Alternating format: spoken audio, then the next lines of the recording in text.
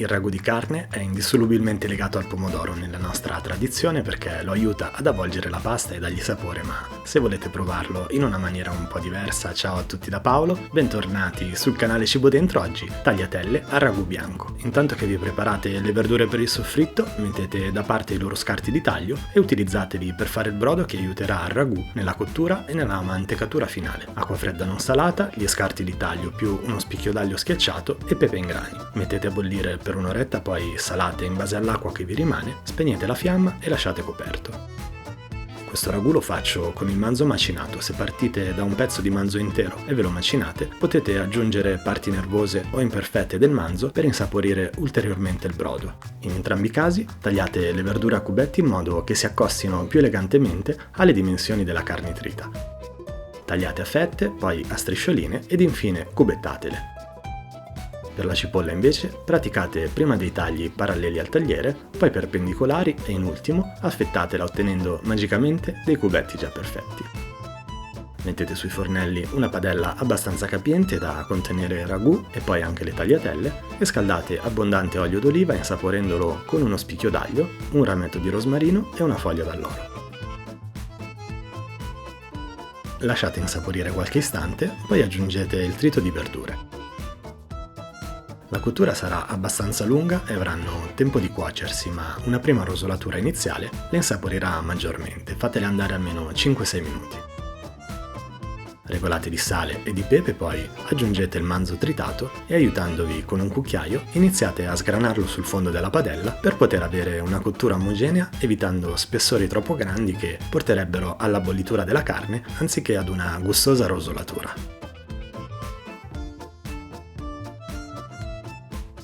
Fate andare a fiamma alta fino a quando non vedete che esteriormente tutto il manzo è sigillato, poi sfumate con un bicchiere di vino bianco secco.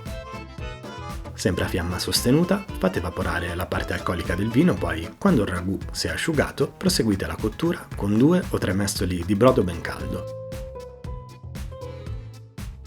Mescolate uniformemente in modo da distribuire bene tutti gli ingredienti sul fondo della padella.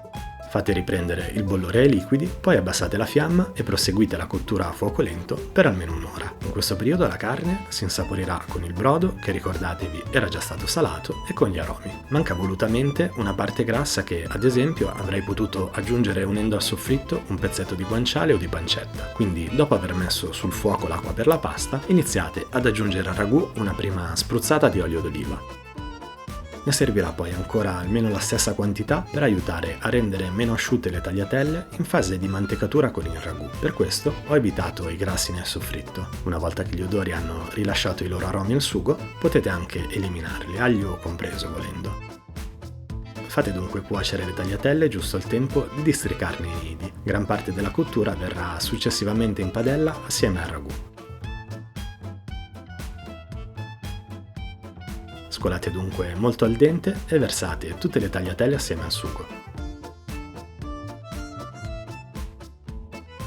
Ora con un altro formato di pasta potreste probabilmente limitarvi a dare una bella mescolata semplicemente per insaporirlo, ma le tagliatelle tendono ad asciugarsi molto e ad assorbire il sugo. Servono dunque 2 o 3 mestoli di brodo caldo per aiutare la cremosità del piatto e renderlo più umido e godibile.